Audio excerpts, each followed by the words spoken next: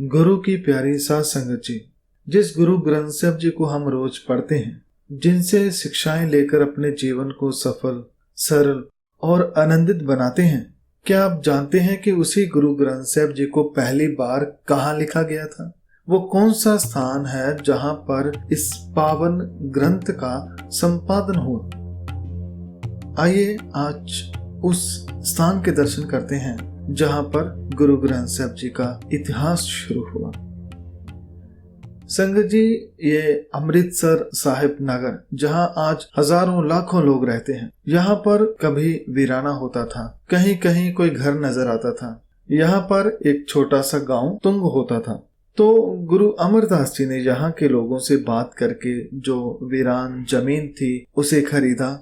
गुरु अमरदास जी का सपना था कि एक ऐसी जगह जरूर बनाई जाए जहां पर गुरबानी का प्रचार हो सके और साथ में लोगों के लिए रोजगार भी हो, और एक ऐसा स्थान जहां पर हर जाति वर्ग के लोग मिलजुल कर रह सकें।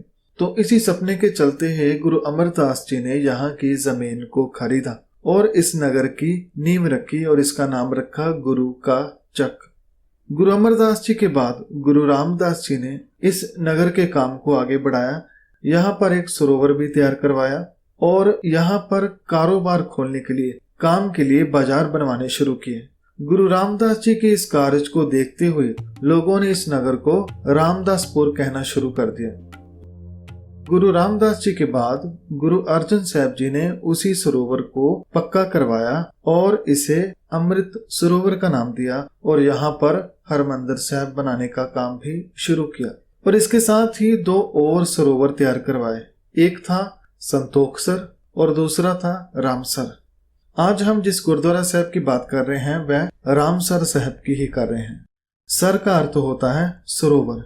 ये सरोवर श्री गुरु अर्जन साहब जी ने गुरु रामदास जी के नाम पर बनवाया और ये स्थान गुरु साहब को बहुत प्यारा था। प्यारा इसलिए क्योंकि इस स्थान के आसपास बहुत हरियाली थी, शांति थी। इसीलिए श्री गुरु अर्जन साहब जी ने इस स्थान पर बैठकर सुखमनी साहब को लिखा। वह सुखमनी साहब जिसे आज हर घर में पढ़ा जाता है, उसका जन्म इसी स्थान से हुआ। श्री गुरु अर्जन साहब जी को यह स्थान इतना प्रिय था कि सुखमनी साहब के बाद इसी स्थान पर गुरु ग्रंथ साहब जी को लिखने का यानी संपादन करने का काम यहीं से शुरू किया।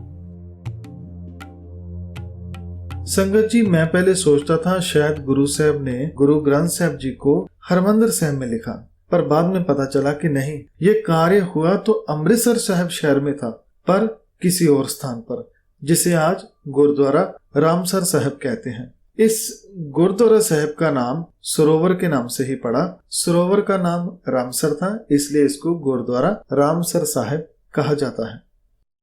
और संगत जी, इसी गुरुद्वारा साहब के अंदर एक और स्थान है जिसे मंजी साहब कहते हैं। इसी स्थान पर सुखमनी साहब को लिखा गया, इसका संपादन किया गया।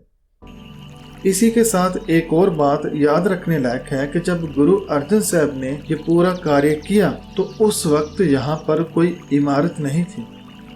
गुरु साहब यहाँ सरोवर के बिल्कुल पास एक तंबू लगाकर भाई गुरदास जी और अन्य सिखों के साथ बैठते। गुरु साहब अपने मुख से गुरबानी का उच्चारण करते और भाई गुरदास जी उसे लिखते जाते। इस कार्य को पूरा करने में कई महीने लग गए। गुरु साहब ने अपने से पहले के चारों गुरु साहबान की वाणी, अपनी खुद की वाणी और साथ में भक्तों की वाणी, भट्टों और कुछ गुरसिखों की वाणी को बहुत ही प्रेम और ध्यान से लिखा और एक बहुत बड़ा ग्रंथ तैयार कर दिया। इसे बड़ी ही श्रद्धा से लिखा गया, बड़ी तरतीब से लिखा गया। और इसके बाद जब पूरा गुरु ग्रंथ साहब, जिसे उस वक्त आदि ग्रंथ साहब कहा जाता था, जब ये संपूर्ण हुआ तो उसके बाद इसकी जिल्द चढ़ाने के लिए लाहौर में भेजा गया। और जब तैयार होकर वापस आया तो फिर यहाँ से अर्थात गुरुद्वारा रामसर साहब से पूरी संगत के साथ दरबार साहब अमृतसर की तरफ बड़ी ही शानो शौकत के साथ ले जाया गया। श्री गुरु ग्रंथ साहब जी को बाबा बुड्ढा जी ने अपने सिर पर उठाया हुआ था और गुरु अर्जन साहब खुद चवर करते हुए चल रहे थे। और फिर हरमंदिर साहब में गुरु ग्रंथ साहब का सिंहासन सजाकर वहां पर विराजमान कर दिया गया। और उस दिन पहली बार श्री गुरु ग्रंथ साहब जी का प्रकाश हुआ, पहला हुक्मनामा लिया गया, पहला जो ग्रंथी बाबा बुड्ढा जी को बनाया गया। बाबा बुड्ढा जी ने ही पहला हुक्मनामा लिया और उस दिन से लेकर आज तक वैसे ही सुबह शाम मर्यादा को निभाया जाता है। तो ये था इतिहास। तो संगत जी एक बार फिर मैं बता दूं कि गुरुद्वारा रामसर साहब, यहाँ पर सुखमणी साहब का और गुरु ग्रंथ साहब जी का संपादन हुआ था। यहाँ पर जो मंजी साहब गुरुद्वारा है वहाँ सुखमणी साहब को लिखा गया था, उच्चारा गया था। ये गुरुद्वारा साहब हरमंदिर यानी दरबार साहब से 15 मिनट की दूरी पर है। इस स्थान की क्या अहमियत है इसे शब्दों में बयान कर पाना बहुत मुश्किल है। ये एक ऐसा स्थान है जहाँ से गुरु ग्रंथ साहब जी का सफर शुरू हुआ और रहती दुनिया तक गुरु साहब के प्रेम से, उनके ज्ञान से, उनके गुणों से हजारों लाखों करोड़ों ही लोग अपना जीवन सफल करते रहेंगे।